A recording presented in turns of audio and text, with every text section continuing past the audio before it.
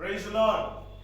நம்முடைய கர்த்தரும் மீட்பருமா இருக்கிற இயேசு கிறிஸ்து ஜீவனுள்ள நாமத்துல சொல்லுகிறேன். இந்த நாளிலே ஒரு வசனத்தை மட்டும் தியானிக்கலாங்க. கொலோசியர் புஸ்தகத்துல இப்படியாக சொல்லுகிறது, நீங்க எந்த காரியத்தை செய்தாலும் கிறிஸ்துவை சொந்த இரட்சகராக ஏற்றுக்கொண்ட பிள்ளைகள், நீங்கள் எதை செய்தாலும் அது அவருக்குரியதான். ஓய்வு நாள் அவருக்குரியது. வசனம் பாருங்க என்ன சொல்லுது. ஆகையால் போஜனத்தையும் பானத்தையும் குறித்தாவது, பண்டிகை நாளையும் மாத பிறப்பையும் ஓய்வு நாட்களையும் குறித்தாவது ஒருவனும் உங்களை குற்றப்படுத்தாத பாருங்கள் என்று சொல்லுகிறது. தேவ பிள்ளைகளே, கொலோசியர் புஸ்தகத்துல 2ஆம் அதிகாரத்துல 16ஆம் வசனத்துல இப்படியாக சொல்லுகிறது, உங்களை குற்றப்படுத்தாதபடிக்கு ஜாக்கிரதையா இருங்க. சிலர் உங்ககிட்ட சொல்ல மாட்டாங்க, ஆனால் அவனுடைய மனசுல உங்களை குறித்து குற்றங்கள் இருக்கும். ஓய்வு நாள் ஆசரிக்கிறது இல்லை என்று,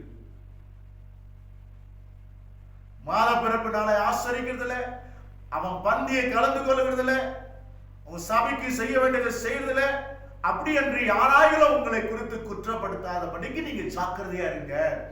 காரணம், நீங்க செய்கிற ஒவ்வொரு காரியமும் அது கிறிஸ்துவுக்கு ஒப்பானதான். பாருங்க, ஓய்வு நாளை ஆசரிக்கிறது என்னவென்றால், ஓய்வு நாள் கிறிஸ்துவுக்கு சொந்தமானது, அது தேவனுக்கு சொந்தமானது. தேவனுடைய நாள், அந்த நாள் உங்களுக்கு கிடையாது. ஓய்வு நாள் நமக்கு கிடையாது. ஓய்வு நாள் தேவனுடைய சமூகத்தில் ஆசரிக்கிற நாள். 6 நாள் நீங்க எடுத்துக்கொள்ளுங்க, ஒரு நாள் கர்த்தருக்கு கொடுத்துருங்க. இந்த ஓய்வு நாள் கிறிஸ்துவுடைய நாள், முதல் நாள், வாரத்தின் முதல் நாள், முதல் கனி அவருக்கு செலுத்திடுங்க. அப்படியாக நீங்க செலுத்தும் போது உங்களுக்கு ஆசீர்வாதமா இருக்கும். அது நிழலாட்டமானதான். மாத பிறப்பு நாள், மாதத்தின் முதல் நாள், அது கர்த்தருடைய நாள். சபைக்கு போறீங்க, பந்தி எடுக்கிறது, அது கிறிஸ்துவை சார்ந்தது, அவருடைய சரீரம். இந்த வார்த்தை கிறிஸ்துவா இருக்கிறார். நீங்க தியானிக்கிறது அது அவருடைய வார்த்தை, அவருடைய நிழல்.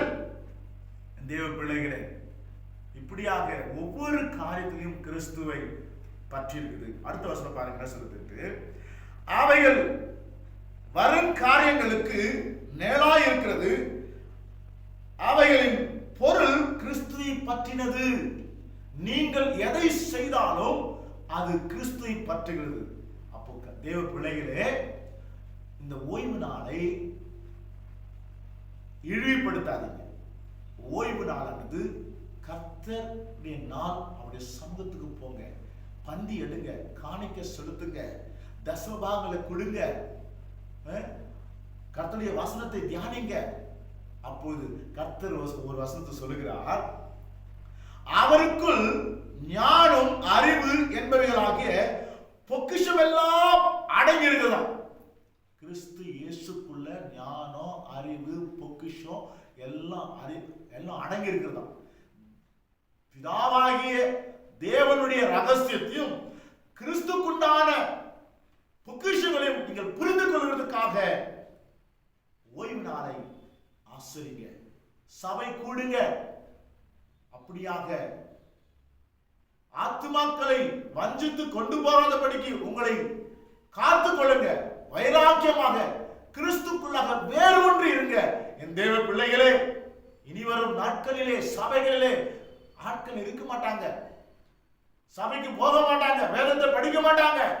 பல விதத்துல சத்துருவானவன் யாரை விழுங்கலாம் என்று காத்துக் கொண்டிருக்கிறான். இந்த நேலாட்டமா வைத்திருக்கிறதை நிஜமாக்கி கொள்ளுங்க. உங்களுக்குள்ள கிறிஸ்து இருக்கிறார். நீங்க உங்களுக்குள்ள சகல பொக்கிஷங்களும் அடங்கி இருக்கிறது. அதை வெளியே கொண்டு வர வேண்டும் என்றால் கிறிஸ்துடைய நேலாட்டமா இருக்கிற காரியங்களை நிறைவேற்றுங்க. அப்போ உணர்வுள்ள ஜனங்களா இருங்க. கர்த்தருடைய வசனம் சொல்லுகிறது, கர்த்தருடைய வார்த்தைகளை உணர்வுள்ளவர்களா இருக்கணுமா. தேவ பிள்ளைகளே, அப்படியாக இருங்க. கர்த்தர் இந்த நாளிலே உங்களை ஆசீர்வதிப்பாராக.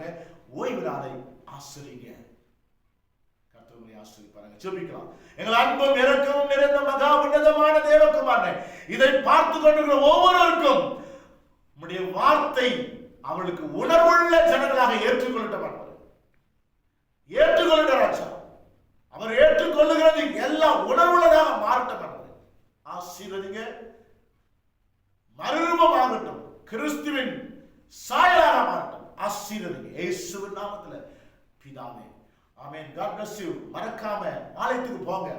உங்களுக்காக கொடுக்கப்பட்டிருக்கிற சபைகளுக்கு போங்க. பாரம்பரியமான காரியம் அல்ல, ஒவ்வொரு நாளும் உங்களை உருவாக்கக்கூடியது, சிருஷ்டிக்கக்கூடியதா இருக்கு. கர்த்தர் உங்களை ஆசீர்வதிப்பாராக. God bless you.